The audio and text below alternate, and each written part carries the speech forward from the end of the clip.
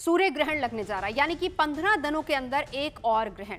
श्राद्ध पक्ष की शुरुआत 7 सितंबर को साल के दूसरे चंद्र ग्रहण के साथ हुई थी। 122 साल बाद ऐसा दुर्लभ संयोग बना है, यानी कि हमारे जीवन काल में यह पहली बार हुआ है कि पितृपक्ष का आरंभ चंद्र ग्रहण से हो रहा है और अंत सूर्य ग्रहण के साथ हो रहा है। वैसे भी सूर्य कन्या राशि में प्रवेश कर चुके हैं, रविवार को सूर्य ग्रहण है, तो ऐसे में इस ग्रहण का क्या असर होगा, आपको क्या लाभ मिलेगा, ज्योतिष में सूर्य ग्रहण के क्या है मायने और ज्योतिष आचार्य से किस नजरिए से देखते हैं, राशियों के हिसाब से कितना असर होगा, देश और दुनिया में परिस्थिति कितनी बदलेगी, साथ ही साथ ग्रहण के अगले 15 दिन क्यों आपको सावधान रहना है, ये सब कुछ बताएंगे आपको इस बुलेटिन में। रहिए हमारे साथ।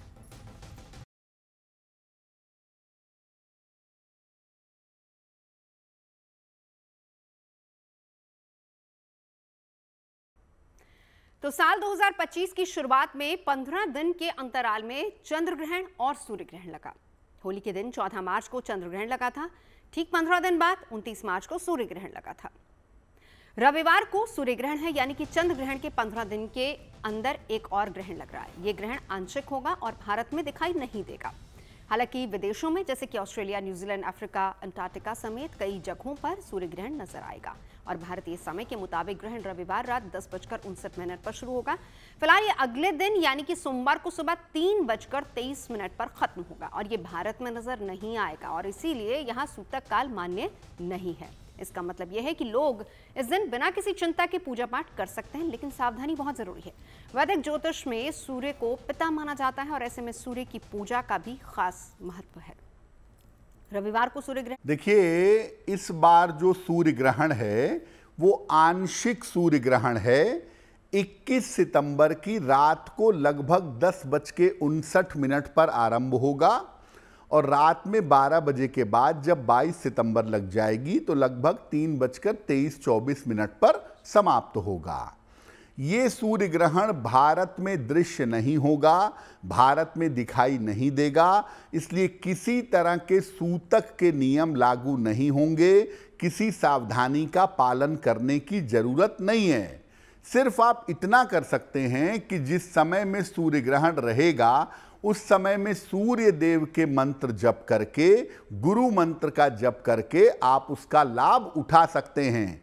लेकिन सूर्य ग्रहण भारत में दृश्य नहीं है, इसलिए किसी तरह के सावधानी और किसी तरह के नियम के पालन की आवश्यकता नहीं होगी। पितृपक्ष में ऐसा पहली बार हो रहा है कि 100 साल बाद एक साथ दो ग्रहण लग रहे हैं। रविवार को सूर्य ग्रहण लग रहा है, सूर्य कन्या राशि में भी प्रवेश कर चुके हैं। पितृमोक्ष अमावस्या पर यह सूर्य ग्रहण लगने वाला है। 122 साल बाद ऐसा संयोग बना है कि चंद्र ग्रहण और सूर्य ग्रहण पितृपक्ष में लगे हैं। तो इसी के साथ कई और संयोग भी देखने को मिल रहे हैं। अश्विन माह की अमावस्या तिथि पर यह सूर्य ग्रहण होगा। सर्व पितृ अमावस्या पर यह ग्रहण लग रहा है। कन्या राशि उत्तरा फागुनी नक्षत्र में है और चंद्र, सूर्य और बुध कन्या राशि में रहेंगे। 30 साल बाद बन रहा है सम सप्तक योग और सूर्य और शनि बना रहे हैं ये योग। पितृपक्ष में 122 साल बाद दो ग्रहण एक साथ लग रहे हैं और नवरात्र का आरंभ भी ग्रहण के साथ ही हो रहा है। इसी पर करेंगे चर्चा। खास मेहमान हमारे साथ इस वक्त जुड़ चुके हैं। वानरा जी एस्ट्रोलॉजर हमारे साथ स्टूडियो में मौजूद है। प्रतीक भट्ट जी हमारे साथ जुड़ चुके हैं। पंडित दिवाकर त्रिपाठी हमारे साथ मौजूद हैं। साथ ही साथ कृष्णा शर्मा जी भी मौजूद है। शुरुआत प्रतीक जी आप ही से।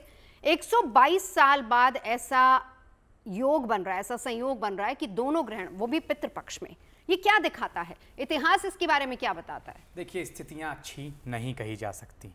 1903 में, मतलब कि हमने, आपने और हमारे माता पिता तक ने वो ग्रहण नहीं देखा था जो पितृपक्ष से शुरू हुआ हो और पितृपक्ष पे खत्म हुआ हो, क्योंकि ग्रहण का पितृपक्ष से ही नाता और किसी से नाता ही नहीं है।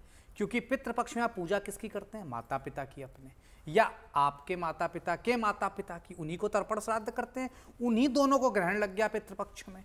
1903 में लगा था, जो कि बहुत अच्छा साल भारत के लिए नहीं कहा जा सकता। अंग्रेजों की नींव पुख्ता हुई थी इसी साल, बंगाल विभाजन की नींव पड़ी थी इसी साल, तिब्बत का अभियान शुरू हुआ था इसी साल। तो ये काफ़ी लिहाज से भारत और विदेशों के लिए, संसार के लिए अच्छा नहीं था। इस बार स्थिति और गंभीर इसलिए हो चली है कि भाई कन्या राशि में ये लग रहा है, सिंह में शुक्र और केतु बना रहे हैं। शुक्र और केतु की युति हमेशा बहुत खराब, शुक्र सुख के कारक हैं, वो केतु के साथ सुख को भंग कर रहे हैं। कन्या में सूर्य चंद्र बुध एक साथ, निश्चित तौर पर चंद्र खराब हो गए। तुला राशि में मंगल, तो आप समझिए जहां ग्रहण है उसके एक आगे वाली राशि, एक उसके पीछे वाली राशि परेशान स्थिति में। और अब आते हैं समसप्तक योग। समसप्तक योग होता है उसके सामने, सूर्य के सामने कन्या राशि में 30 साल बाद शनि हो रहे हैं आमने सामने। ये स्थिति और खराब, ये ग्रहण की स्थिति निश्चित तौर पर, इसीलिए मैं बार बार कह रहा हूं 122 साल बाद बहुत खराब मानी गई है। यहाँ पे घाघ ने कविता में लिखा है, एक पाख दो गहना राजा मरे की सहना, यानी एक पक्ष में अगर ग्रहण लग जाए तो राजा या प्रजा में कोई एक बुरी तरह से परेशान होगा। यही भविष्यवाणी नवजोत जी आपके माध्यम से 2019 में पौष मास में कोविड के पहले करी थी और फिर कोविड आया, तो निश्चित तौर पर 30 अक्टूबर तक का समय बहुत ही खराब देश दुनिया के लिए रहेगा। एक बार दिवाकर त्रिपाठी जी आपके पास आते हुए सीधे तौर पर ये बताइए, प्रतीक जी तो थोड़ा सा डरा रहे हैं, डरने की जरूरत है कि सावधान रहने की जरूरत है? 122 साल बाद यही योग बन रहा है, तो क्या स्थितियां वैसी नजर आ रही हैं? क्या नकारात्मक है स्थिति हर तरफ, या कहीं से हमें कुछ अच्छी खबर, पॉजिटिव न्यूज भी मिल सकती है? नमस्कार, सभी विद्वजनों को भी नमस्कार। देखिए, चंद्र ग्रहण और सूर्य ग्रहण एक पक्ष के अगर बीच में आ रहे हैं, साथ में आ रहे हैं, तो निश्चित तौर पर प्रतीक जी की बात से मैं सहमत हूं कि बड़ी दुर्घटना को इंडिकेट कर रहा है, सूचित कर रहा है। लेकिन इस जो ग्रहण है इसमें एक चीज परिवर्तन होगा कि दिशा बदल जाएगी। जैसे अब तक जो ग्रहण लगे थे, जिससे पहले हम लोग चर्चा कर रहे थे, तो उसमें हमने स्पष्ट कहा था कि भारत के पश्चिमी क्षेत्र में, भारत के उत्तर पश्चिमी क्षेत्र में दुर्घटना का क्षेत्र होगा। लेकिन इस बार की स्थिति जो बन रही है, चूंकि उत्तरा फाल्गुनी नक्षत्र में कन्या राशि में लग रहा है, और जैसा कि प्रतीक जी ने भी कहा कि ग्रहण में जहां ग्रहण लग रहा है उससे एक पहले की राशि शुक्र पीड़ित है और मंगल की स्थिति भी ठीक नहीं है, शुक्र की राशि में मंगल की स्थिति भी है।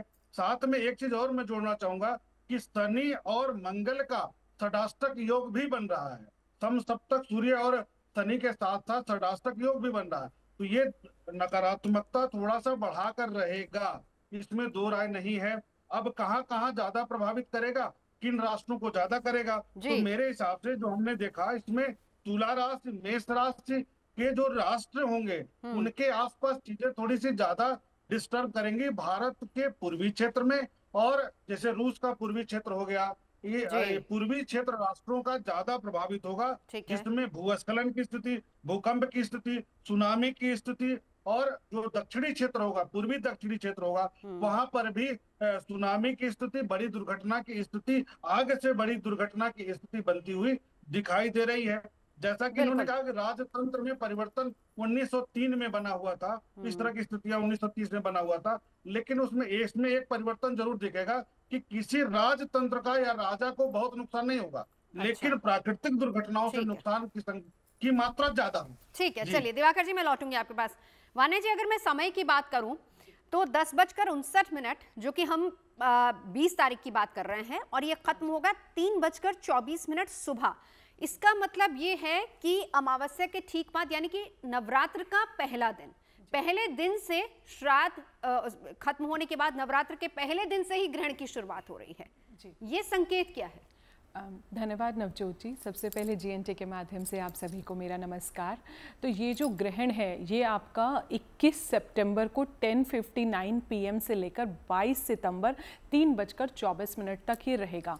पितृपक्ष का आखिरी जो है दिन होगा, सर्वपितृ अमावस्या भी उस दिन है, और शुरुआत हुई थी चंद्र ग्रहण से, अंत हो रहा है सूर्य ग्रहण से।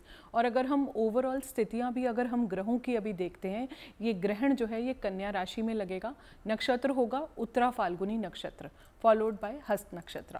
तो इस टाइम पर आप देखेंगे कि बहुत सारे, स्पेशली ये ग्रहण जिन जिन देश दुनिया में जहाँ जहाँ इम्पैक्ट कर रहा है, इसका सबसे ज़्यादा इम्पैक्ट आएगा न्यूजीलैंड, और यहाँ पर जो है Antarctic, New Zealand, north America, Antarctic ocean, ये सारी एरियाज़ जो हैं इम्पैक्ट होंगे ही होंगे। न्यू साउथ वेल्स जो है ऑस्ट्रेलिया का, वो और ज़्यादा इम्पैक्ट होगा, क्योंकि सूर्य जो है हमारी आत्मा का कारक होता है, हमारे पिता का कारक होता है।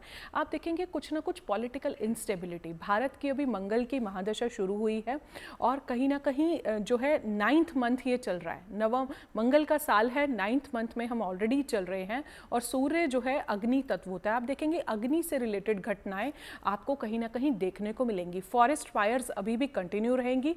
आप देखेंगे लोगों में थोड़ा सा एजिटेशन और एजिटेशन होगा, लोगों में थोड़ा सा एंजाइटी जो है वो कहीं ना कहीं बढ़ेगा। और बहुत सारे लोग जो हैं, आप यूथ में देखेंगे कुछ ना कुछ इस तरह की चीज़ें जो जेंजी और यूथ जो है, आप देखेंगे उनके रेजिग्नेशंस कहीं ना कहीं अपने बॉसेस से, क्योंकि सूर्य जो है पिता का कारक है और साथ में बॉसेस का भी कारक है, तो एक उनके साथ जो एक गैप आएगा ना इस जेंजी का, ये जिस यूथ का। और आप ऐसा भी कुछ देखेंगे कि जैसे ये प्रिडिक्शन हमने पहले भी की थी चंद्र ग्रहण से जस्ट पहले, कि कुछ ना कुछ ऐसा होगा। 9 तारीख की पूरी डेट के साथ प्रेडिक्शन थी कि जहां पर जनता जो है सत्ता के अगेंस्ट होगी, सरकार के फेवर में नहीं होगी। उसी दिन आपने देखा नेपाल, इस तरह से अभी ये कंटिन्यू रहेंगी चीजें, जहां पर जो है, हाँ जी, जहां पर जो है जो हमारा यूथ जो है सरकार के फेवर में नहीं रहेगा।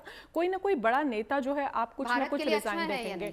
भारत के लिए ये इतना अच्छा नहीं है। दिवाकर जी कह रहे हैं कि ज्यादा असर नहीं होगा, सत्ता परिवर्तन खैर नहीं होगा, लेकिन प्राकृतिक आपदाएं आ सकती है। एक बार कृष्णा जी, आपकी कैलकुलेशन क्या कहती है इसको लेकर? देखिए, ये साल जो है अगर हम पूरा काउंट करते हैं तो 9 नंबर आता है, यानी 2025 को अगर हम देखते हैं तो यहाँ पर हमारा जो साल है वो 9 आता है। इसके अलावा अगर हम देखते हैं तो 7 आता है केतु का। यहाँ पर मंगल का प्रभाव जो है जो दिखाई देता है, मंगल हमेशा दंगल कराता है। जैसे कि अभी प्रतीक जी ने बताया था, मंगल जो है भूमि का कारक है, मंगल जो है कहीं ना कहीं युद्ध का भी कारक माना जाता है। और यहाँ पर लीडरशिप की अगर हम बात करते हैं तो कहीं ना कहीं जो लीडरशिप है वो कहीं ना कहीं डगमगा सकती है, चाहे वो किसी भी कंट्री की भी हो। यहाँ पर जो ग्रहण का असर है वो बाहर की कंट्री में पड़ रहा है, बाहर की कंट्री पे इसका बहुत ज्यादा प्रभाव आप देखेंगे। इसके अलावा यहाँ पर मैं बता दें, प्राकृतिक आपदाओं का अभी दौर जो चलता आ रहा है ये रुकेगा नहीं, लगातार कंटिन्यू ये दौर अभी दिसंबर तक के महीने में रहेगा। जब भी एक महीने में जब यानी कि 2 ग्रहण एक साथ पड़ जाते हैं तो उसका प्रभाव आपने पहले भी देखा था जब कोरोना का समय था, अभी भी देखेंगे एक बीमारी का कोई ना कोई आप देखेंगे प्रभाव यहाँ पर हमें दिखाई देगा।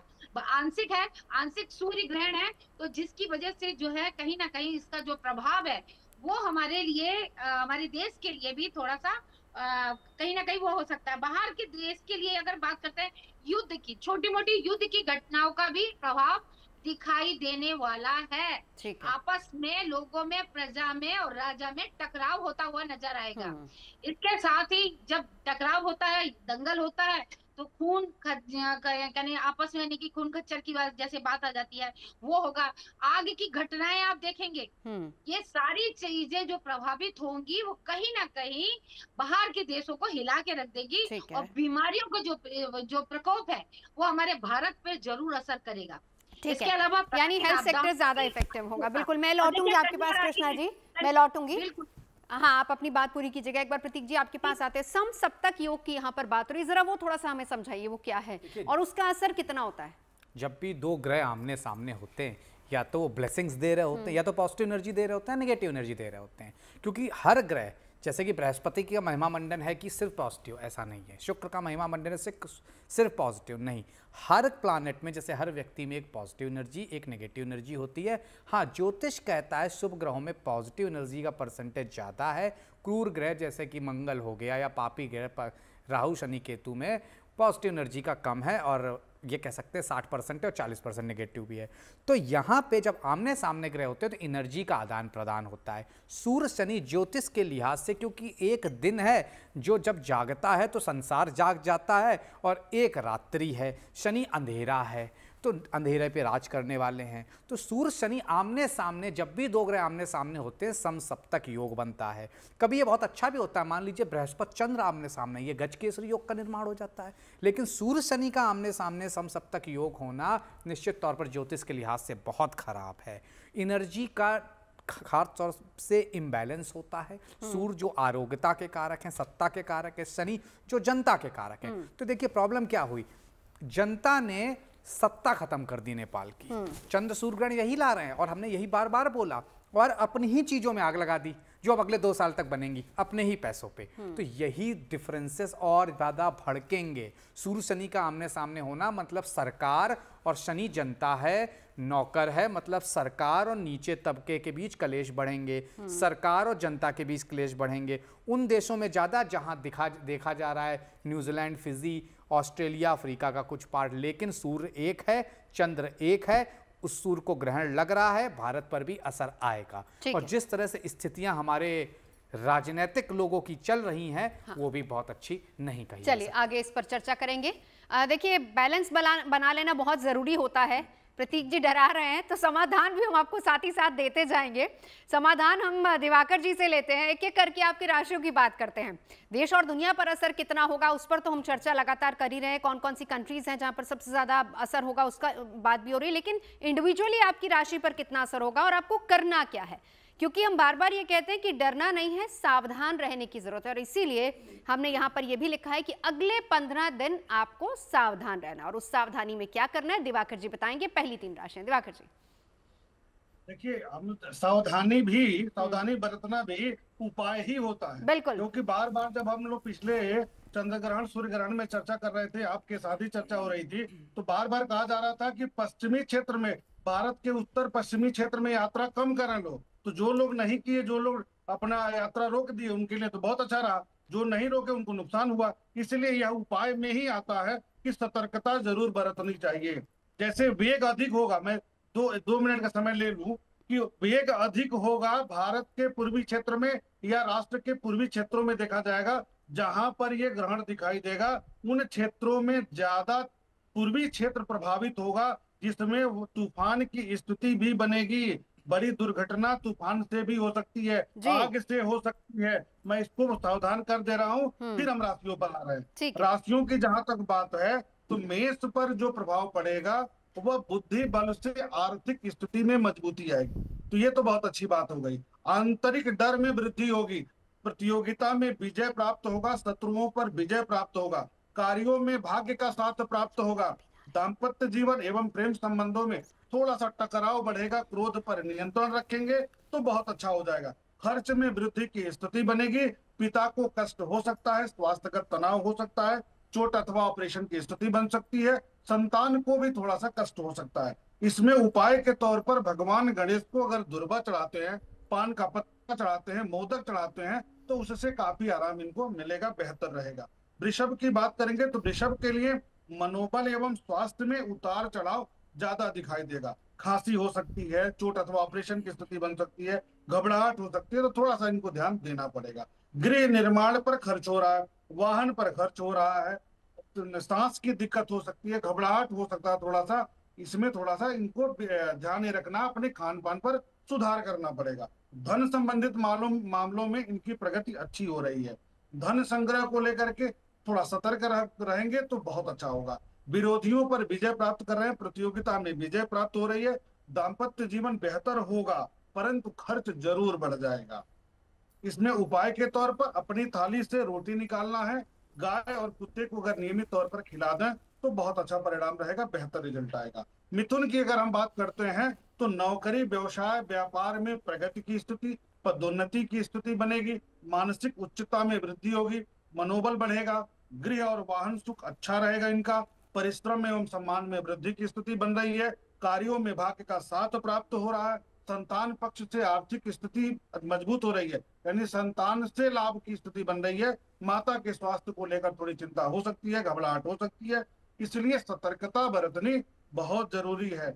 उपाय के तौर पर हनुमान जी की उपासना करें, संभव हो सके तो लाल मसूर का दाल का दान करें तो बहुत अच्छा। बिल्कुल, चलिए लौटती हूँ बाकी राशियों पर, लेकिन उससे पहले देश और दुनिया पर जब हम असर की बात कर रहे हैं, उसके साथ ही साथ, क्योंकि वाना जी ठीक है भारत में सूतक काल भी मान्य नहीं होगा, ग्रहण का असर भी नहीं होगा, लेकिन फिर भी सावधानियां बरतनी है, जो कि दिवाकर जी बता रहे हैं। असर कितना और देखती हैं? मैं ठीक आपकी बात से एको करती हूँ नवजोत जी। भारत के कुंडली में ये जो है पंचम भाव में लगेगा और कन्या राशि में ये ग्रहण लगेगा। कन्या राशि बुध की राशि होती है, तो ये यूथ को ही डिनोट करता है, तो कहीं ना कहीं आप यूथ में ये सारी चीज़ें देखेंगे। पंचम भाव भारत की कुंडली में, तो कहीं ना कहीं आप रिलेशनशिप्स में बहुत ज़्यादा ब्रेक ऑफ्स देखेंगे। डाइवोर्स जो हैं पहले से और ज़्यादा इंक्रीज़ होंगे। मंगल का ऑलरेडी जो है साल चल रहा है, महीना भी जो है 9th मंथ ही चल रहा है। लोगों की एजुकेशन में आप किसी तरह के बैरियर्स देखेंगे। पॉलिटिकल इंस्टेबिलिटी, फादर की हेल्थ में जो है इश्यूज आ सकते हैं। सूर्य पिता का भी कारक है और सत्ता का भी कारक है। पॉलिटिक्स में उथल पुथल, यूएस के नॉर्थ अमेरिका में आप किसी तरह का कुछ पॉलिटिकल इंस्टेबिलिटी देख सकते हैं। न्यूजीलैंड, फिजी में भी आप देखेंगे जो उनका ईस्टर्न साइड है, और ऑल ओवर द वर्ल्ड में जो ईस्टर्न साइड है, स्पेशली जिन कंट्रीज़ में ग्रहण का जो सूतक है वो पूरा पूरा मान्य है, वहाँ पर आप देखेंगे कुछ ना कुछ सरकार में उथल पुथल, कुछ ना कुछ फाइनेंशियल इंस्टेबिलिटी। शेयर्स जो हैं अभी उसमें भी उनके रेट्स में बहुत ज़्यादा वो आएगा। गोल्ड जो है वो अभी और ज़्यादा पीक पर बढ़ेगा। भारत की क्योंकि मंगल की महादशा शुरू हुई है, तो यहाँ पर भी आप देखेंगे कि एक एग्रेशन और रिएक्टिवनेस जो है वो लोगों में पहले से और ज़्यादा बढ़ेगी। एआई क्राइम्स और साइबर क्राइम्स जो हैं अपने और ज़्यादा पीक पर जाने वाले। एआई का मिसयूज़ बहुत होगा। ठीक है, और ये कितने दिन तक ऐसा रहेगा, क्योंकि हम यहाँ पर 15 दिन की सावधानी बता रहे हैं। ग्रहण का जो इम्पैक्ट होता है वो टोटल 45 दिन से रहता है, स्टार्टिंग फ्रॉम चंद्र ग्रहण, और वहां से आप गिनेंगे। लेकिन ग्रहण का मैक्सिमम इम्पैक्ट ग्रहण के अगले 72 घंटे तक रहता है। 72 घंटे तक सावधान रहना। लेकिन हम जैसे बार बार कह रहे हैं कि 15 दिन आपको एटलीस्ट थोड़ी सी सावधानी बरतनी, क्या करना है साथ ही साथ बताते जा रहे हैं। कृष्णा जी, आपके पास आना चाहूंगी। शुरुआत नवरात्र की ग्रहण के साथ ही हो रही है, क्या कुछ करे, क्या क्या उपाय करना चाहिए, किस तरीके से शुरुआत करनी चाहिए इसकी?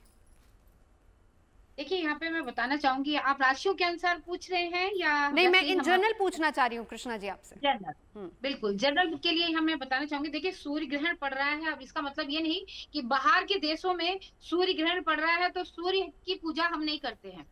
यहाँ पर हम सूर्य को भी मानते हैं, चंद्र को भी मानते हैं। ग्रहण कहीं पे भी पड़े, मगर उसका जो प्रभाव जो है राशियों पर पड़ता है, सभी राशि वालों के लिए हम यहाँ नहीं कहेंगे, मगर जो जो राशियों पे अपना असर है उनके लिए तो मैं जरूर कहूंगी।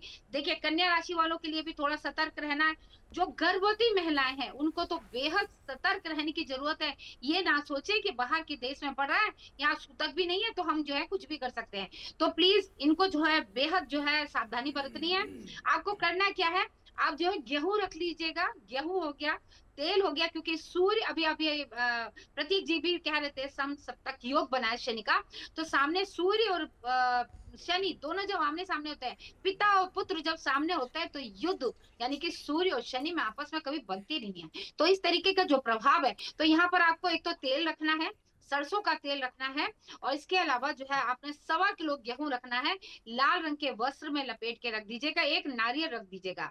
इसके साथ ही एक जल का पात्र रात में खुला जरूर रखिएगा, जहां अपने अपने घरों में उसका जो प्रभाव है सुबह जो भी है, जो गर्भवती महिलाएं हैं या कोई भी है, किसी के राशियों के ऊपर असर ना पड़े, उस जल को लेके आपने सुबह क्या करना है, आप किसी भी पेड़ पे डाल दीजिएगा, और जो गेहूं है वो आप चाहे तो गाय को खिला दीजिए या जाकर भगवान शिव के मंदिर पे जाकर रख आइएगा। साथ में श्रीफल को अपने अपने परिवार के लोगों का हाथ लगाने के बाद बहते हुए जल में प्रभावित कर देना है, या फिर जाके अगर जल नहीं मिलता तो आप जाके शिवलिंग पे रखाइए। ये छोटा सा मात्र उपाय है, कोई ज्यादा वो नहीं करे। हाँ, इस दौरान यदि आप कुछ करना चाहते हैं, देखिए कहीं भी ग्रहण पड़े, आप मंत्रों को सिद्ध कर सकते हैं। आप अपने जो है गुरु के जो दिया हुआ मंत्र है उसको सिद्ध कर सकते हैं, महालक्ष्मी के मंत्रों को सिद्ध कर सकते हैं, जो आज की जरूरतें हैं। आप अपने मनोकामना। बहुत अच्छी बात कृष्णा जी आप बता रही। मैं चाहूंगी आगे भी आप ऐसे छोटे छोटे उपाय हमें लगातार बताते जाइए, जो कि आम लोग समझ भी सकते हैं और इसको कर भी सकते हैं। बाकी लोगों के लिए भी हम उपाय लगातार बता रहे हैं आपकी राशि के हिसाब से। ग्रहण के 15 दिन सावधान और ग्रहण लगने वाला है। हालांकि भारत में ना तो सूतक मान्य और ना ही ग्रहण का असर होगा, लेकिन फिर भी सूर्य एक है, आपको रहना है सावधान। 15 दिन सावधान क्यों रहना है, कहां कहां असर हो रहा है, इसी सब पर हम चर्चा कर रहे हैं। देश और दुनिया पर असर कितना होगा, स्थिति कैसी रहने वाली है, और साथ ही साथ क्योंकि शारदीय नवरात्र की शुरुआत भी इस ग्रहण के तुरंत बाद होने वाली है, क्या करना है क्या नहीं करना है, सब कुछ आपको बता रहे हैं आपकी राशि के हिसाब से भी। दिवाकर जी, आपके पास आते हुए पहली 3 राशियों का जिक्र हम कर चुके हैं, अगली 3 राशियों की बात करेंगे। जरा बता दीजिए उनको अगर सावधानी बरतनी है तो क्या करना है। देखिए, कर्क की बात करें तो पहले तो राशिफल बताएं, फिर उपाय बता देंगे जी। आंतरिक शत्रुओं में वृद्धि हो रही है तो सावधानी बरतनी है। घर, गाड़ी, वाहन, जायदाद का सुख बढ़ेगा इनको। पद, प्रतिष्ठा, सम्मान में वृद्धि हो रही है। व्यवसाय में उन्नति हो रही है, आय के नए साधन बन रहे हैं, पराक्रम पुरुषार्थ बढ़ रहा है, वाणी की तीव्रता में वृद्धि हो रही है, इसमें नियंत्रण में रखना बहुत जरूरी है। पारिवारिक खर्च में वृद्धि हो रही है, लेकिन धन संग्रह भी इसी बीच में इनका बढ़ेगा। समस्याओं से निपटारा पाने के लिए भगवान गणेश जी को हरा पान का पत्ता चढ़ा दें और दुर्वा चढ़ा दें तो, और चढ़ाते रहे रेगुलर, तो इनका संग्रह बढ़ेगा, धन संग्रह बढ़ जाएगा। सिंह की बात अगर हम करते हैं तो कॉन्फिडेंस बढ़ेगा, पुरुषार्थ बढ़ेगा, कार्यों में वृद्धि होगी, पारिवारिक कार्य बढ़ेगा, रियल एस्टेट, कंस्ट्रक्शन, ट्रांसपोर्टेशन के क्षेत्र में अच्छी उपलब्धि इनको मिलती हुई दिखाई देगी।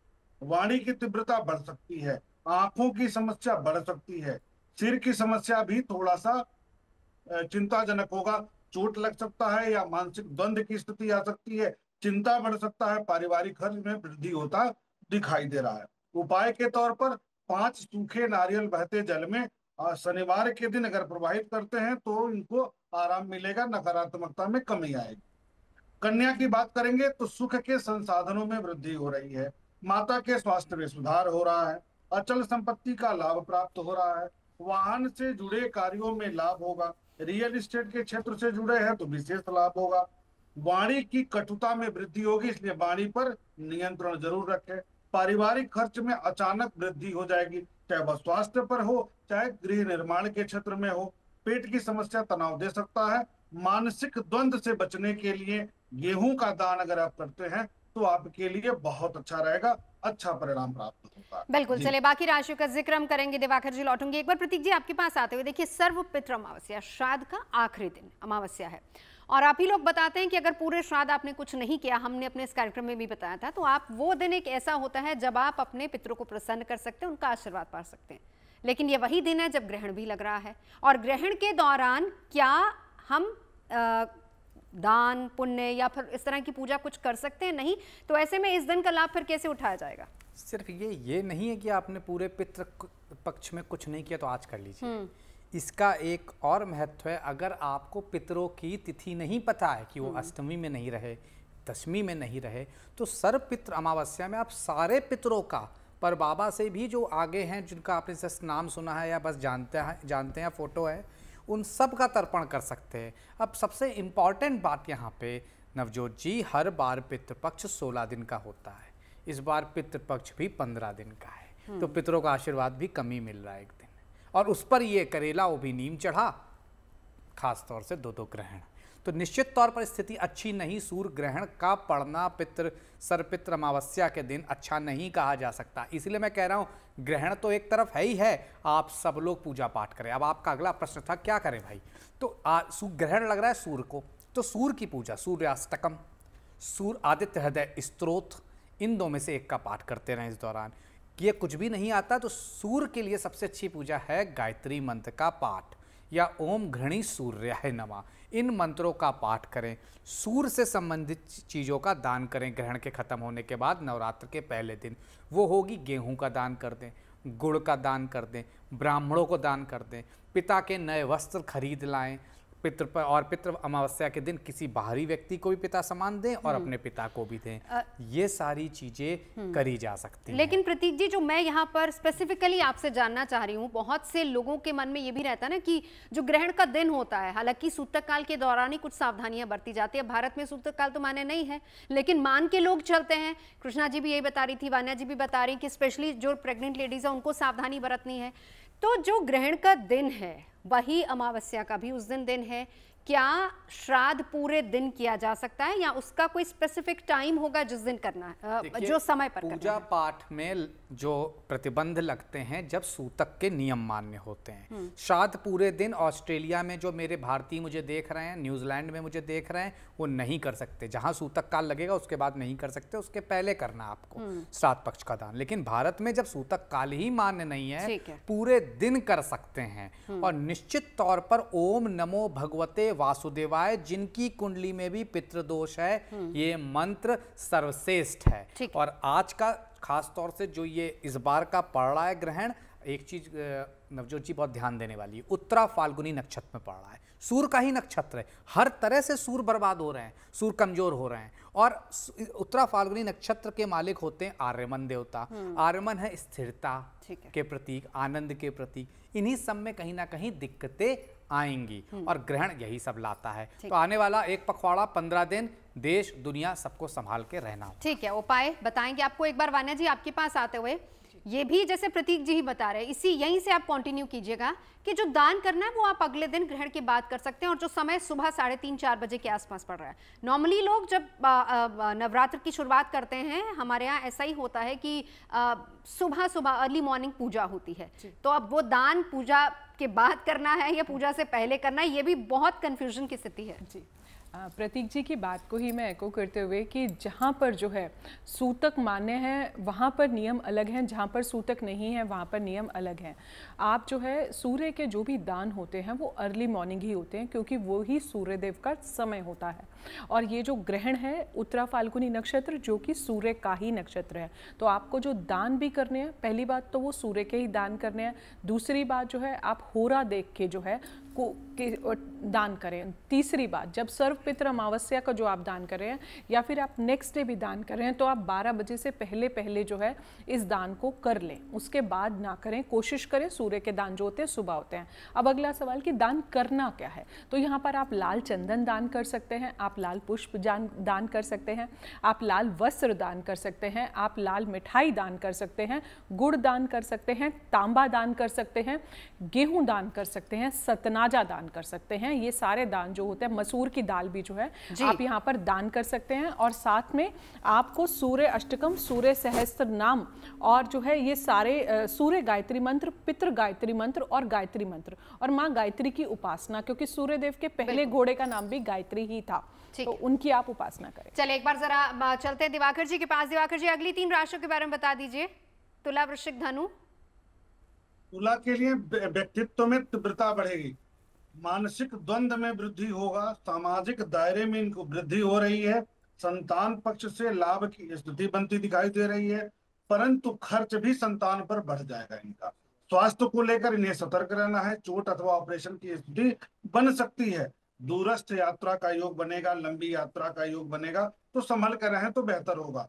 परिश्रम में अवरोध की स्थिति बनेगी, सामाजिक पद प्रतिष्ठा पर खर्च होगा, दाम्पत्य जीवन एवं प्रेम संबंधों में अवरोध होगा क्रोध के कारण, इसलिए क्रोध पर नियंत्रण रखें।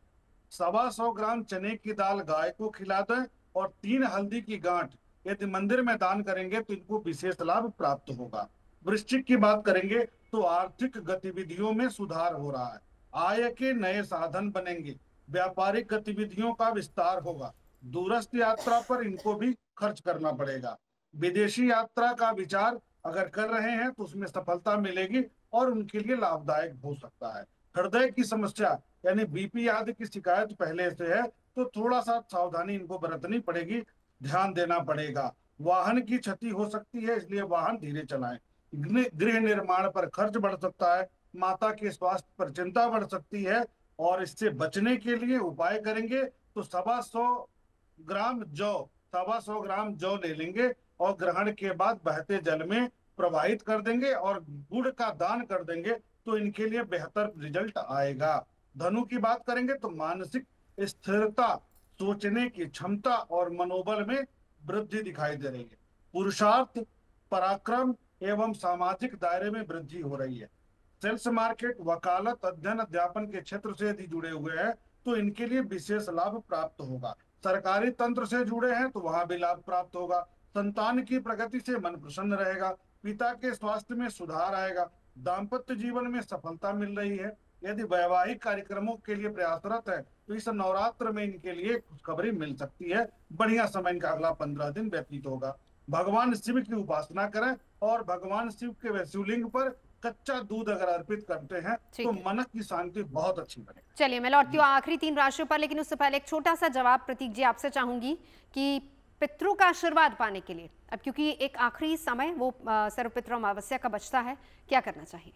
निश्चित तौर पर देखिए, बड़े बुजुर्ग तो सब कर ही लेते हैं, जैसा कि मैंने बताया कि ओम नमो भगवते वासुदेवाय, आदित्य हृदय स्त्रोत का पाठ, गुड़ और गेहूं का दान। बच्चों के लिए दिन सर्वश्रेष्ठ है, क्योंकि चाहे दादी बाबा हो चाहे परदादा परदादी हो आपकी, वो बच्चों से बड़ा लगाव रखते हैं, तो उन्हें आज के दिन अपनी किताब और एक कलम अपने पितरों के समक्ष जाके रख देना चाहिए, उनसे आशीर्वाद मांगना चाहिए कि हे देवी देवता, हे पितृ देवता, हे पितृ हमारे, आप आशीर्वाद दीजिए, हमारी आने वाली एग्ज़ाम पढ़ाई अच्छी हो। ये करने के बाद, ये प्रातःकाल में होगा, सुबह 10 बजे के पहले पहले। ये करने के बाद वो बच्चे सूर्य देव को जल दें गायत्री मंत्र के साथ। ये उपाय कर लेने के बाद सरस्वती माँ की पूजा करें। यकीन मानिए जो अमावस्या है, क्योंकि सूर्य कहीं ना कहीं बुद्धिमत्ता, औरा, प्रताप के भी ग्रह हैं, तो निश्चित तौर पर बच्चों के अंदर और कंपटीशन में जो प्रतिस्पर्धा है उसमें तरक्की के भी ग्रह हैं, तो निश्चित तौर पर ऐसा करने से बच्चों के एग्जाम, उनकी पढ़ाई की दिक्कतें भी दूर हो जाती हैं। बिल्कुल। आखिरी 3 राशियां दिवाकर जी। मकर की बात करेंगे तो घरेलू तनाव में वृद्धि हो जाएगी, तो संभल के रहना है। पेट और पैर की समस्या के कारण थोड़ा तनाव बढ़ जाएगा। क्रोध में वृद्धि होगी, इसलिए नियंत्रण में रखें। रियल एस्टेट, कंस्ट्रक्शन, वाहन निर्माण, विनिर्माण के क्षेत्र से जुड़े हुए हैं तो लाभ की स्थिति बनेगी। अचल संपत्ति का लाभ होगा। पुरुषार्थ पराक्रम बढ़ेगा। परिश्रम में थोड़ा सा अवरोध होगा, इसलिए अपने आप को संभाले रहें। अति घनिष्ठ व्यक्ति से तनाव बढ़ सकता है। अचानक खर्च बढ़ सकता है। भोग विलासिता के खर्च में वृद्धि हो सकती है। उपाय के दृष्टिकोण से देखा जाए तो गाय और कुत्ते को रोटी खिलाएं, केले का दान मंदिर में करें तो एक अच्छा परिणाम इनको प्राप्त होगा। कुंभ की बात करें तो आर्थिक गतिविधियों में सुधार होगा। विदेशी व्यापार से लाभ हो रहा है इनको। पराक्रम पुरुषार्थ इनका भी अच्छा बना हुआ है।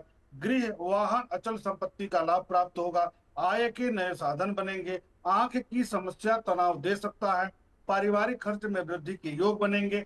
दाम्पत्य सुख में सामान्य उलझन बनी रह सकती है। कार्यों के साथ भाग्य का साथ प्राप्त होगा।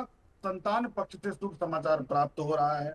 भगवान शिव को अगर भस्म चढ़ाते हैं, शिवलिंग पर दूध चढ़ाते हैं, चीनी चढ़ाते हैं, चावल चढ़ाते हैं तो मानसिक शांति बहुत अच्छी बनी रहेगी। मीन की अगर हम बात करेंगे तो सामाजिक पद प्रतिष्ठा, सम्मान में वृद्धि हो रही है। बेहतर परिणाम प्राप्त हो रहा है। भविष्य का मार्ग इनका प्रशस्त होता दिखाई दे रहा है। वाणी व्यवसाय के क्षेत्र से जुड़े लोगों को लाभ होगा। पेट एवं पैर की समस्या के कारण तनाव बढ़ेगा। पराक्रम पुरुषार्थ बढ़ेगा। मित्रों का साथ के साथ समय व्यतीत होगा। अति घनिष्ठ व्यक्ति से उलझन हो सकती है, तनाव बढ़ सकता है। दाम्पत्य जीवन को लेकर मनमुटाव हो सकता है। अति जिद के कारण पारिवारिक जीवन में तनाव बढ़ सकता है। अचानक यात्रा खर्च में वृद्धि हो सकती है। उपाय के दृष्टिकोण से देखा जाए तो माता लक्ष्मी को यदि सेंट चढ़ाते हैं और साथ में 5 सूखे वाले नारियल बहते जल में प्रवाहित कर देते हैं तो उससे इनको विशेष लाभ प्राप्त। बिल्कुल। एक बार कृष्णा जी आपके पास आते हुए एक छोटा सा उपाय बता दीजिए, कैसे करें पितरों को प्रसन्न। यहाँ पर मैं बताना चाहूंगी नवजोत जी, बहुत ही अच्छा और सरल है। देखिए ये गरुड़ पुराण में भी लिखा गया है, किसी के पास कुछ नहीं है, हम नहीं कर पाए हैं, अगर हमने श्राद्ध पक्ष में पंडितों को बैठा के नहीं खिलाया है या कुछ दान पुण्य नहीं करा है, मात्र जो है आप 1.25 किलो आटा ले लीजिए या आटे का पैकेट ले लीजिए, साथ में नमक ले लीजिएगा। आप जाके गाय को खिला दे या गौशाला में दिया है तो भी आपके पितर आपसे प्रसन्न हो जाएंगे। गीता का 7वां अध्याय अगर आप सुन लेते हैं, 7वां और 8वां अध्याय ये दोनों सुन लेते हैं, इससे भी आपके पितर प्रसन्न हो जाते हैं। और जिस दिन आप ये सूर्य ग्रहण है, देखिए सर्व पितृ अमावस्या विदाई का समय है, इस दौरान इसलिए भी खराब हम कहेंगे क्योंकि कुछ अतृप्त आत्माएं ऐसी होती हैं जो मोहवश जो है अपने परिवार से बंधी होती है। तो कहते हैं कि उस दिन आपको क्या करना है, जिस दिन आप अपने पितरों को विदा करते हैं, सुबह का जो समय होता है कौतुक काल का होता है। कौतुक काल में आप यानी कि 12 बजे के बाद का जो भोजन होता है वो आपके पितरों को जाता है। उसके बाद आपको क्या करना है, शाम को आपने अपने घर में एक जल का पात्र रखिएगा, एक दिया रखिएगा, लड्डू है तो लड्डू रख दिए, वो भी बूंदी वाला, ये सब रख कर अपने घर में सब जगह घूमते हुए ताली एक साइड से, आपके घर का कोई बुजुर्ग हो वो ताली बजा के ये कहता है जितने भी पितर हैं वो अपने अपने लोग को जाएं, ऐसा कहते हुए जो दीप लेके आते हैं वो एक घर के मुख्य द्वार पे रखते हैं, एक जो है चौराहे के मोड़ पे रखते हैं, वहीं एक जाकर लड्डू रख देते हैं। इससे जो है आपके घर में जो मोह के बस में अपने घर में आपके छुप जाती है वो अतृप्त आत्माएं चली जाती है। साथ ही घर में आने के बाद गंगा जल का बिल्कुल वक्त अभी इतना ही, लेकिन चलते चलते वाना जी मैं आपसे चाहूंगी कि ग्रहण के समय, क्योंकि हम यहाँ पर बता रहे हैं कि अगले 15 दिन सावधान राशियों के हिसाब से दिवाकर जी ने बता दिया है, लेकिन ओवरऑल एक जेनरिक उपाय जो हर कोई कर सकता है। जी अगर आप लोगों को कुछ भी नहीं आता तो आप अपने गुरु मंत्र का जाप कर सकते हैं। जिस भी इष्ट देव से आप कनेक्ट होते हैं आप उनका जाप कर सकते हैं, मेडिटेशन कर सकते हैं। ओम गृणी सूर्याय नमः, ओम सूर्याय नमः, ओम आदित्याय नमः, ओम भास्कराय नमः, ओम हिरण्य गर्भे नमः। या फिर आप सिंपल गायत्री मंत्र कर सकते हैं, सूर्य गायत्री मंत्र कर सकते हैं, पितृ गायत्री मंत्र कर सकते हैं। मैं कहती हूँ जिस भी एनर्जी से आप कनेक्ट होते हैं, be it any energy you feel comfortable, आप वो सब कर सकते हैं। और अपने सूर्य नारायण देव भगवान को हर दिन हर पल विजुअलाइज करें। पिता की सेवा जो है वो आपको जीवन में हमेशा करनी है, वही हमें जीवन में आगे लेके जाएंगे। हर दिन सूर्य देव को आप प्रणाम और नमन करते रहिए और उनका तेज जो है अपने जीवन में उसी तरह का तेज आप उनसे मांगते रहिए। प्रतीक जी आप क्या बताएंगे? निश्चित तौर पर इतना कहूँगा कि तमाम दुनिया की पूजा कर रहे हैं, सूर्यदेव को प्रसन्न कर रहे हैं, घर में स्थित माता पिता के पैर छूइए, पूजा करिए और उनको जरूर कुछ आज के दिन भेंट करिए। जो पितृ यहाँ मौजूद हैं, जो जीवित अवस्था में, पहले उनकी पूजा कर लीजिए। बाकी जो हमने बताया और जरूर करिए। दिवाकर जी, एक आखिरी उपाय, जेनरिक उपाय जो हर कोई कर सकता है।